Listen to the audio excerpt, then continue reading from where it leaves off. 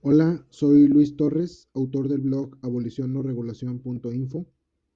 En esta exposición titulada Sensocentrismo, la antítesis del veganismo, hago un recorrido de cómo ha ido camuflándose la idea hedonista eh, que actualmente conocemos como sensocentrismo, cómo tiene sus orígenes realmente en aquello que se conoce como subjetivismo ético y cómo ha ido migrando hasta lo que ahora conocemos como sensocentrismo, que pues en realidad no puede ser realmente algo compatible con el veganismo.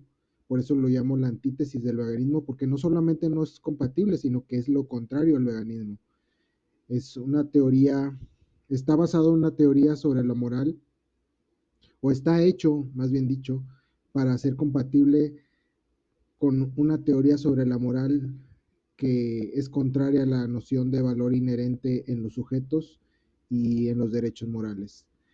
Los puntos que voy a mencionar son precisamente esa mutación, esa camuflación que se ha hecho desde el subjetivismo hasta el sensocentrismo, ese camuflaje, las definiciones del sensocentrismo, el error fundamental de partida, el error argumentativo, que de hecho carece, enlace con el utilitarismo de preferencias de Peter Singer, el gradualismo sensocentrista, que es un derivado precisamente del sensocentrismo, y pues al ser el sensocentrismo no compatible con la noción de valor inherente ni de derechos morales, permite ese gradualismo. Y el veganismo versus sensocentrismo, una comparación para que veamos las diferencias.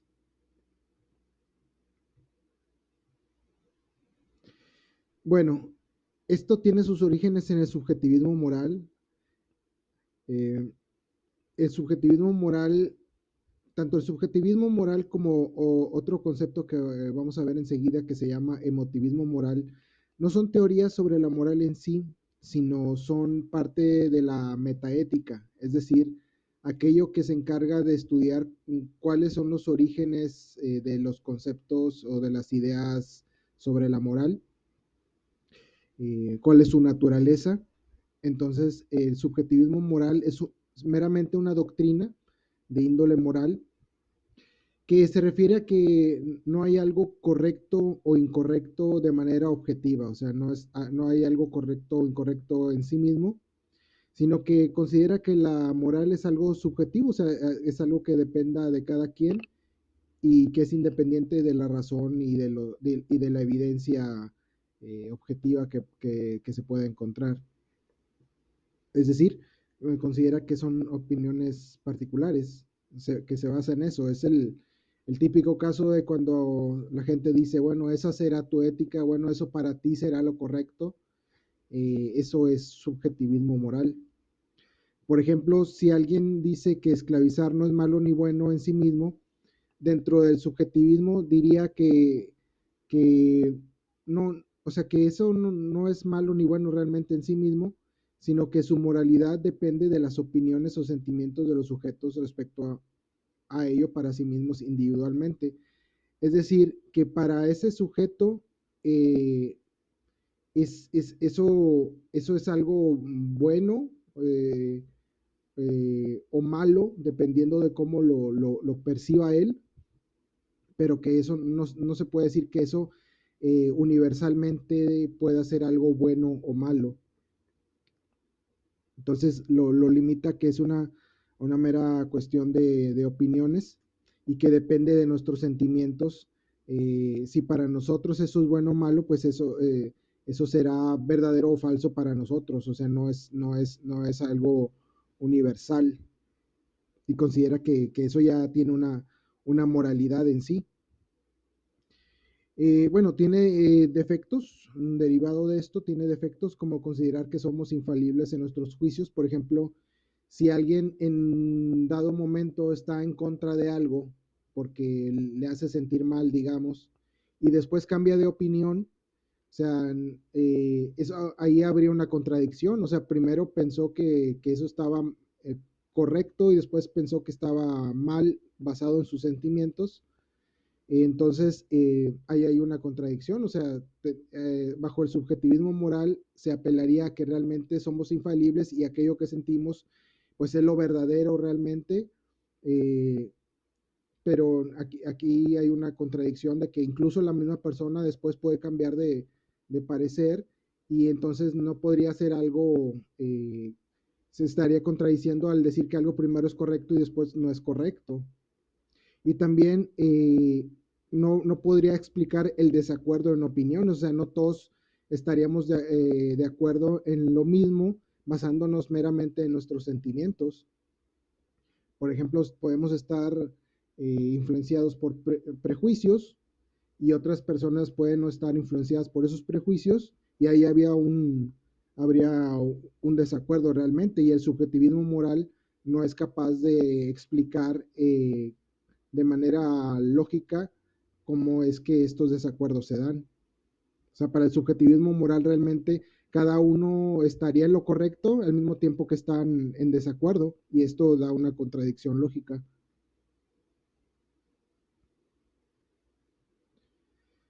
Es una doctrina, bueno, el emotivismo moral es una doctrina que define que las expresiones que manifestamos sobre ciertos hechos o ideas no son una afirmación de la veracidad moral sobre ellos, sino solamente nuestra actitud o sentir respecto a algo. Es decir, en el emotivismo moral ya no se dice que algo exista ni siquiera ni siquiera para nivel individual, no se dice que realmente exista algo verdadero o falso eh, moralmente o éticamente, o bueno o malo éticamente, o correcto o incorrecto moralmente, sino que simplemente son nuestro sentir respecto a algo. O sea, eh, considera que son meras afirmaciones que representan nuestro sentir ante eso, nuestras emociones.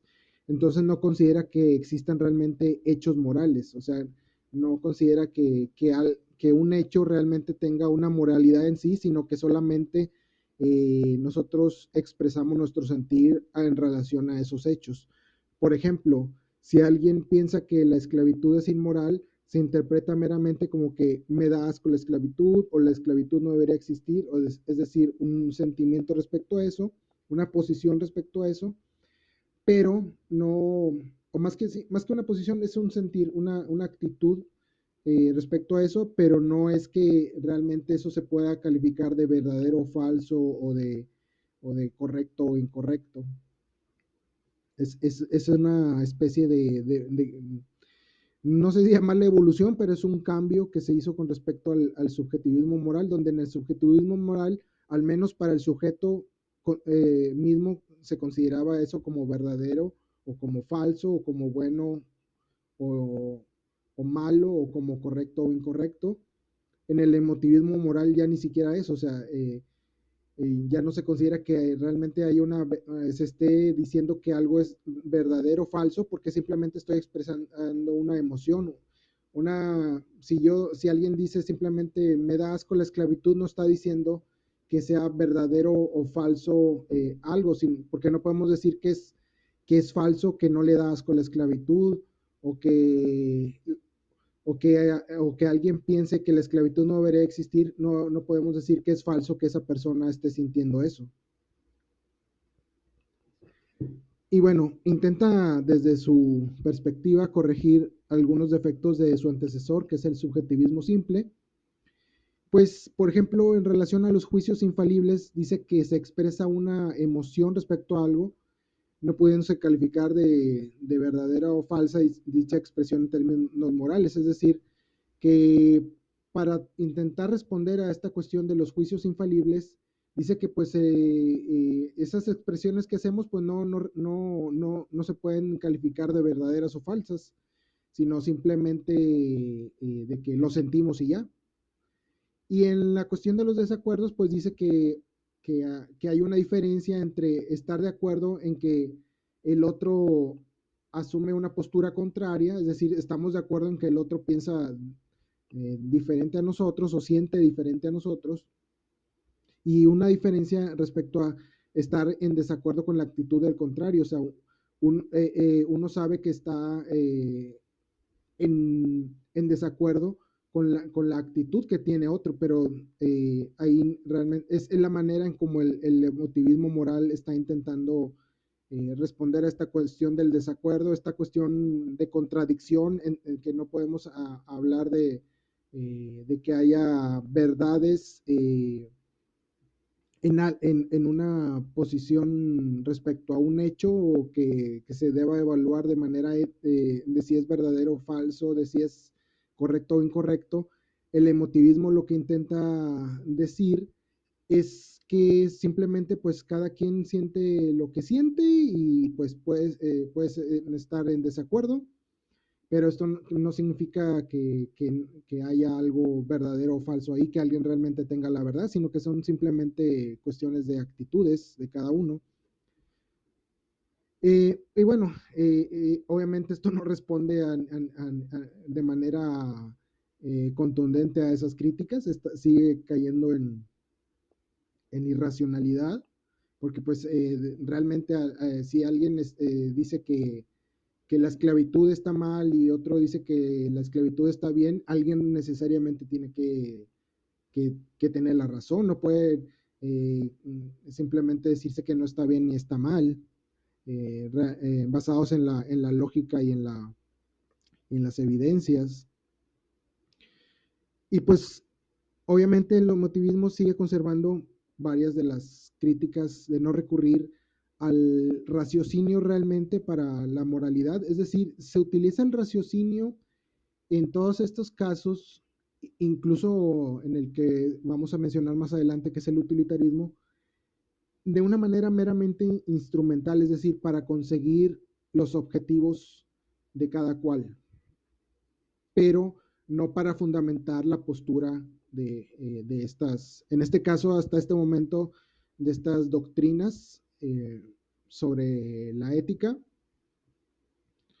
Mm, y bueno, el utilitarismo supuestamente busca corregir esta cuestión, pero realmente sigue cayendo en lo mismo. O sea, el utilitarismo se proclama que sí, ellos proclaman que sí, sí implican la razón en sus juicios, eh, en, su, en su teoría, que el utilitarismo ya no es una cuestión de la metaética, sino ya es una teoría sobre la moral, pero realmente terminan incurriendo en varios de los mismos defectos que tiene el subjetivismo, tanto el simple como el emotivismo moral, que es un tipo de subjetivismo.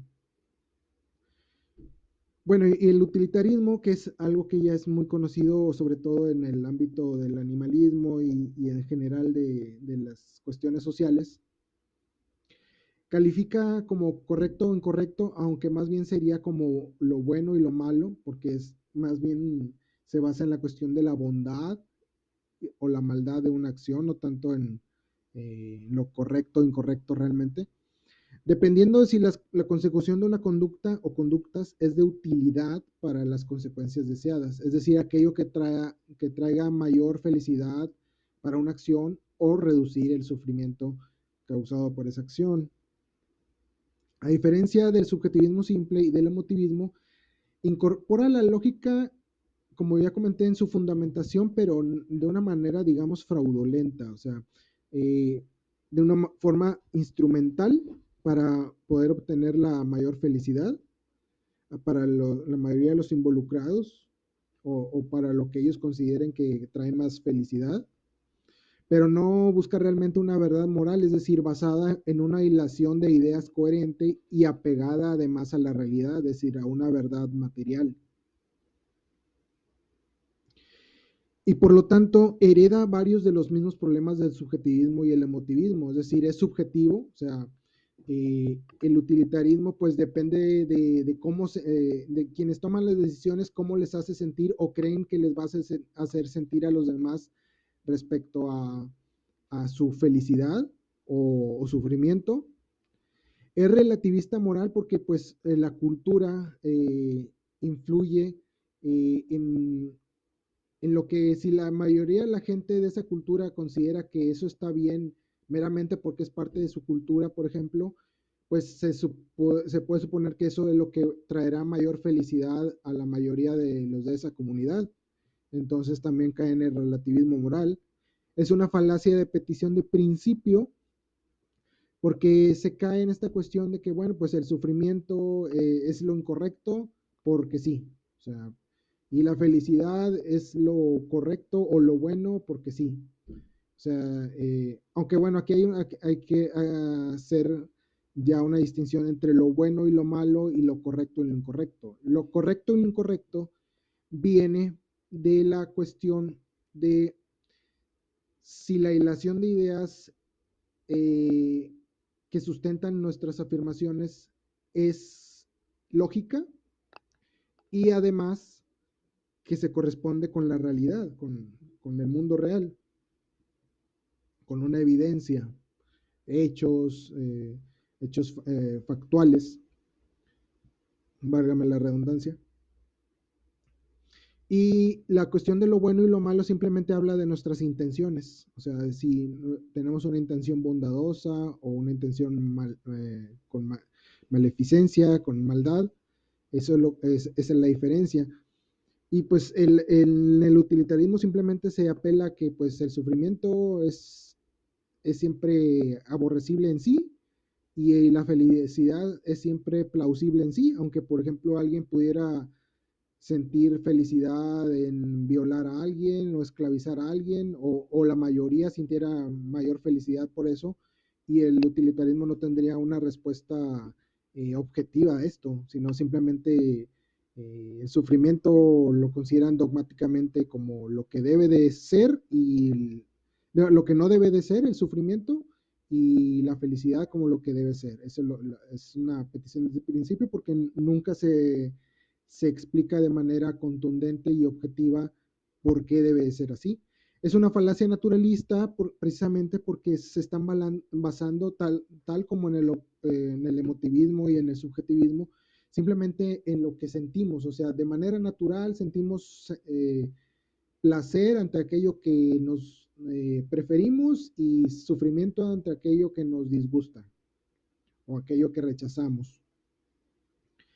Eh, bueno, pues de partir de ahí, de ese mero hecho biológico de sentir placer y felicidad, no se pueden derivar eh, conclusiones o leyes o deberes morales, y eso es lo que hace precisamente el utilitarismo. Dice que lo que debemos hacer es procurar la mayor felicidad, el mayor bienestar y reducir o eliminar el sufrimiento, porque sí, o sea, ahí está cayendo una falacia naturalista de simplemente pasar directamente de lo que es decir, de un hecho biológico, como el sentir placer y sufrimiento, a, a una cuestión moral, a un deber moral de procurar la felicidad de la mayoría o el mayor posible y reducir el sufrimiento o eliminarlo si es posible.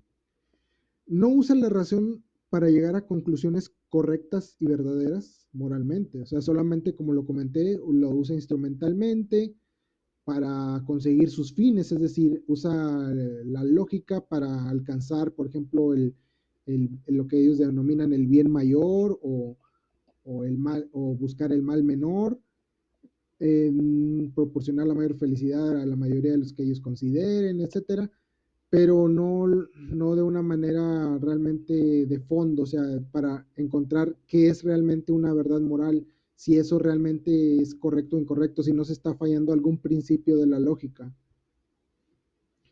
¿Se refutan a sí mismas o no coinciden con la realidad? También eso se sucede como sucedió en el emotivismo, en el subjetivismo, que había contradicciones, pues también sucede en el caso del, del utilitarismo.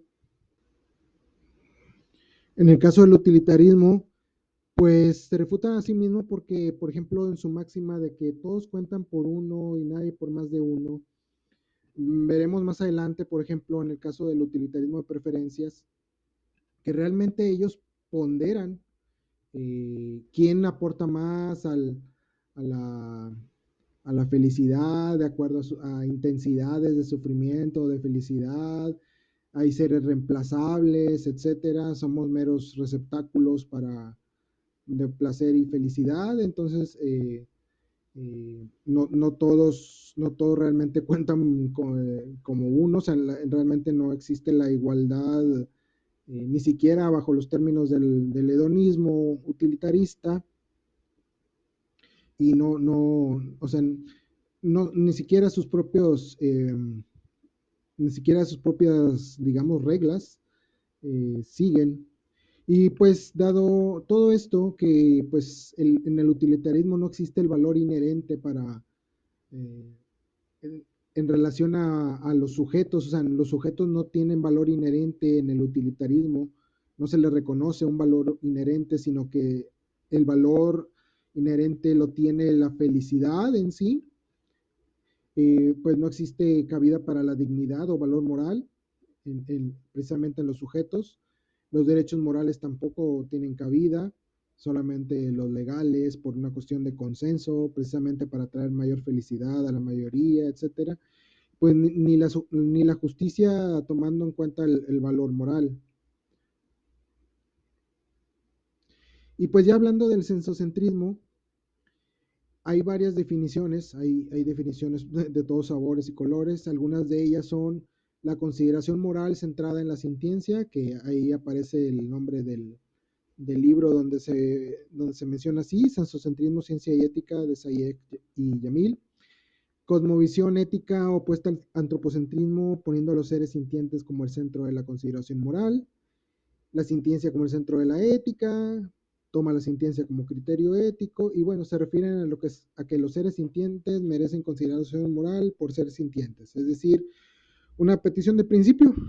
No están realmente basándose o fundamentándose en la definición, en algo realmente que tenga que ver con principios de la lógica, precisamente, que es la parte que están omitiendo. Y pues, ¿por qué no lo hacen? Porque si lo hicieran, de hablar del valor inherente, del principio de identidad, no podrían, no podría ser el sociocentrismo parte del utilitarismo. Se omite, y al omitirse, pues es fácilmente captado por una teoría sobre la moral que es compatible con esto, que es precisamente el utilitarismo, que no se basa en principios de la lógica. Y ese es precisamente su error fundamental, o por lo menos el de partida. Establece cuestiones normativas, es decir, el deber ser. De hecho, ahí ya está diciendo que el sensocentrismo, que los seres sintientes merecen consideración moral o son el centro de la ética. Entonces, ya está diciendo que tenemos algún tipo de deber para con ellos. O por lo menos con algunos de ellos, dependiendo de qué tipo de sensocentrismo se está hablando. Partiendo meramente de ese hecho, del hecho de, perdón, se establece un deber ser eh, meramente del ser, o sea, de lo que es, de la sintiencia. Partiendo meramente de que hay seres sintientes que tienen esa capacidad de sentir, ya de ahí se deriva, por medio del sensocentrismo, que esos tienen, deben de estar en la consideración moral, porque sí. O sea, se dice que los seres sintientes merecen consideración moral porque son sintientes. O sea, en resumidas cuentas, es un argumento circular. Y es que no sea verdad que los seres sintientes merezcan consideración moral, pero no, el argumento no puede ser así, está incompleto. O sea, se tiene que decir que es porque tienen valor inherente. Ahí está en la parte que está omitiendo. Yo considero que a propósito, el sensocentrismo para encajar en teorías sobre la moral que no son deontológicas, es decir, que no consideran el valor inherente en los sujetos. A esto se denomina falacia naturalista, que es lo que comentaba hace un momento. Y bueno, en el utilitarismo de preferencias, pues se busca, el utilitarismo de preferencias promovido por Peter Singer, se busca que se satisfaga los intereses, entendidos como deseos o preferencias de los implicados, traduciendo esto en una cuestión hedonista, derivado de la satisfacción de dichos intereses. Es decir, tanto el sensocentrismo como el utilitarismo de preferencias consideran a los seres sintientes meros receptáculos de experiencias positivas o negativas y no que tengan un valor moral en sí mismos. Se considera que aquello correcto, aunque insisto yo veo que es más como que lo bueno, es aquello que haga sentir placer e incorrecto aquello que nos haga sentir dolor o sufrimiento. Es decir, eh, en el utilitarismo de preferencias se trata de que se satisfagan nuestras preferencias o por lo menos de la mayoría de los involucrados, dado que es un utilitarismo, no olvidemos que es utilitarismo, el utilitarismo significa eso, satisfacer, buscar el mayor placer para la mayoría de los involucrados. Incluso dentro del utilitarismo de preferencias habría quienes se considere dentro de esta teoría aporten eh, mayor felicidad a sus intereses en cuestión de intensidad, se considere que aportan mayor felicidad, entonces eso tendrían prioridad sobre aquellos que se considere que no aportan tanta felicidad o no reducen tanto sufrimiento, o incluso podrían reemplazarse a alguien mientras se conserve un balance de satisfacción de intereses de la mayoría, satisfacción en el sentido de felicidad, podría incluso asesinarse a alguien mientras haya alguien que lo reemplace en ese balance de sufrimientos y placeres. Entonces, ahí la concordancia con ese esocentrismo es que están apelando meramente a lo que sentimos, o sea, esos deseos y preferencias que deben de ser satisfechos se están basando en lo que siente la gente o los sujetos según quienes esté tomando esa decisión utilitarista, son lo que supongan ellos que aportará más felicidad a la mayoría, a los intereses de la mayoría de los involucrados. Igualmente el sesocentrismo pues simplemente está hablando de que nosotros sentimos y por eso, o sea, los sujetos sentimos y por eso tenemos un lugar en la consideración moral, pero no está explicando en base a qué. En base a la mera sintiencia no es un criterio, o no es el criterio único.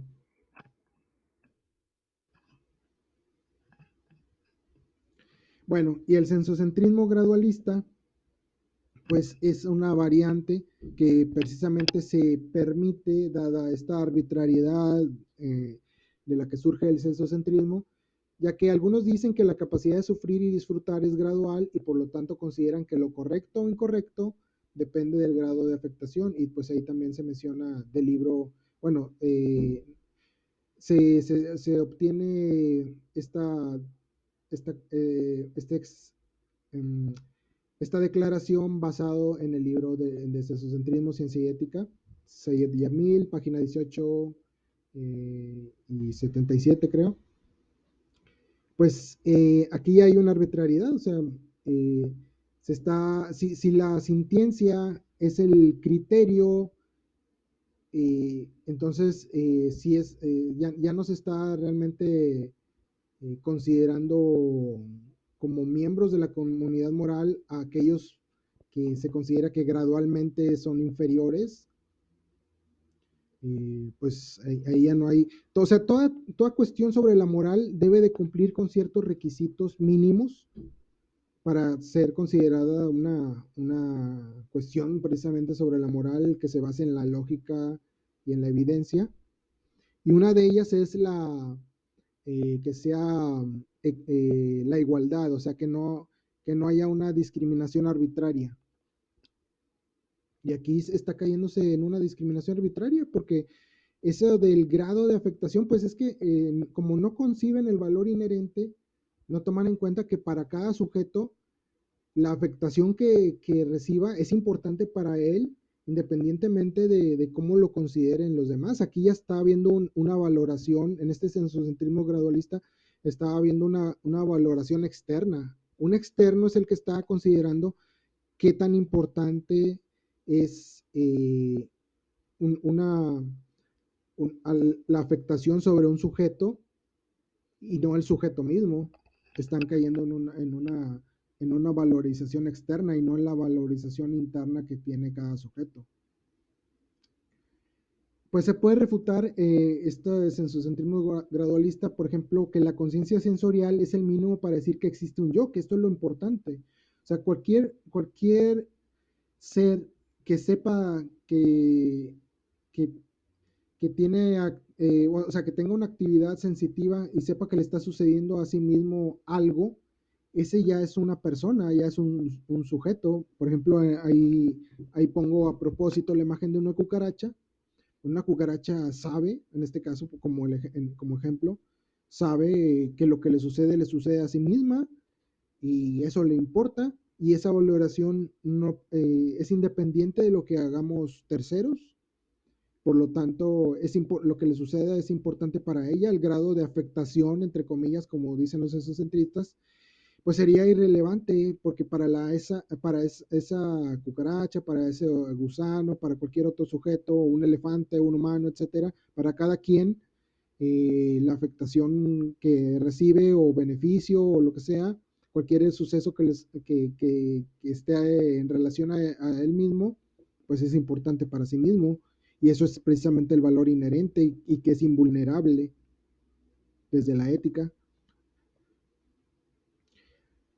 Y otro fenómeno que, bueno, esto precisamente vendría siendo dentro de la fenomenología, si hablamos de la cuestión filosófica, eh, o la experiencia sensible, es el qualia, que es vivir experiencias emocionales muy particulares y específicas. De hecho, eso es lo que es ser persona. Vivir la vida de una manera, experimentar la vida de una manera particular o personal. Por eso se es persona. Por ejemplo, al ver esta imagen, pues dos personas van a tener percepciones o sensaciones muy diferentes entre sí, o pueden coincidir en algunas cosas, pero no van a ser idénticas, no van a ser idénticas esas sensaciones, y eso es precisamente parte de lo que explica el valor inherente.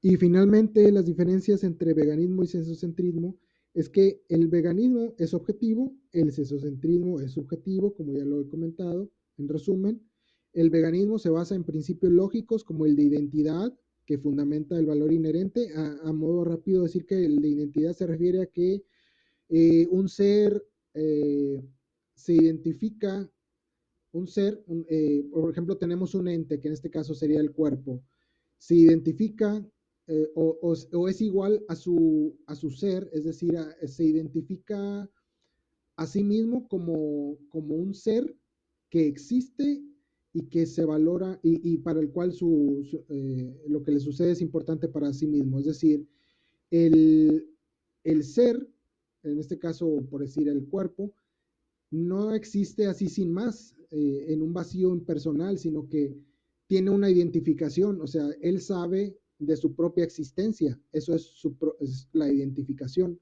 Se identifica consigo mismo, sabe de su propia persona. Por eso es idéntico, por eso se dice que hay una identidad, él sabe de su propia, se identifica consigo mismo, sabe de esa identidad, tiene noción de esa identidad. Eh, es decir, cuando uno dice que uno tiene una identidad es de que uno tiene su propia personalidad, podría decirse, aunque esta personalidad puede ir cambiando, el ser, es decir, ese cuerpo, por medio de la sintiencia, siempre sabe que esa personalidad es parte de sí mismo, esa personalidad que vaya adaptando o adoptando.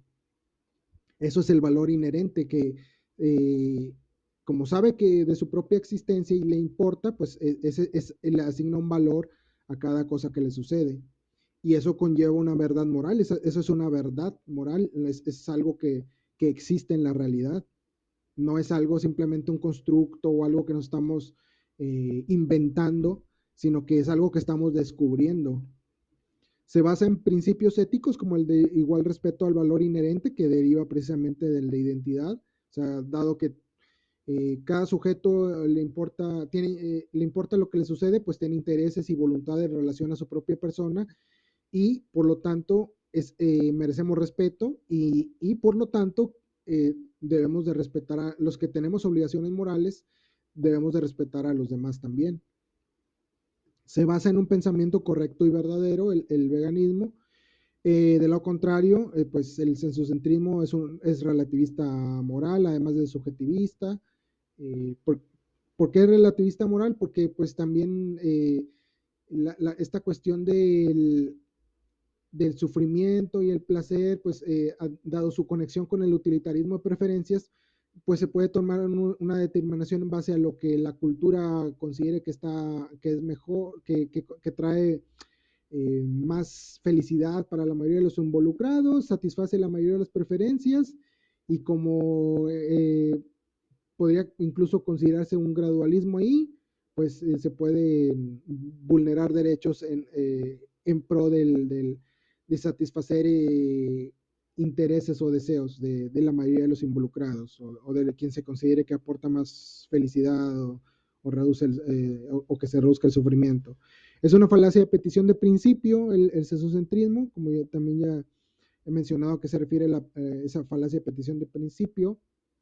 Es una falacia naturalista porque solamente se basa en un hecho biológico y se abstiene de esta fundamentación lógica, lo que se denomina lógica formal, que es esta hilación de ideas y basados en los principios de la lógica como de identidad.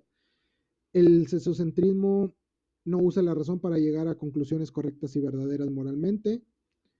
Y se refutan a sí mismas o no coinciden con la realidad, como ya mencioné en el caso del sociocentrismo gradualista.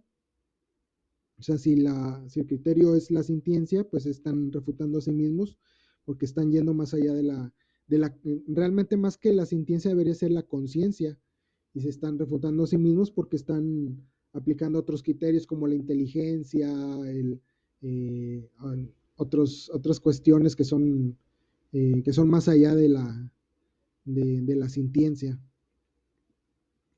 Y pues finalmente en el veganismo es el punto de partida. Bueno, el veganismo se basa en un pensamiento correcto y verdadero y el veganismo es el punto de partida para conocer y respetar la dignidad o valor moral, los derechos morales y la justicia basada en el valor moral. El sesocentrismo no, en el sesocentrismo es exactamente lo contrario, no hay cabida a la dignidad o valor moral, los derechos morales ni la justicia basada en el valor moral. Bueno, pues esta fue mi exposición. Muchas gracias a quienes la hayan presenciado y espero la compartan. Muchas gracias.